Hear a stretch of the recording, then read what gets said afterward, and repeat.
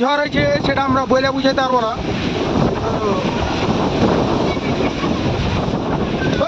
জিতু কার রে, জিতু কার বত গেলে পয়খ রে, ঝড়ে উড়ে গেছে ধরে খায়ালে।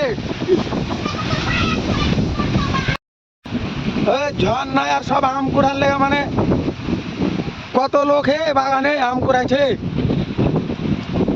ধান বাড়ি চললেন আম করেছেন কেন? হ্যাঁ ধান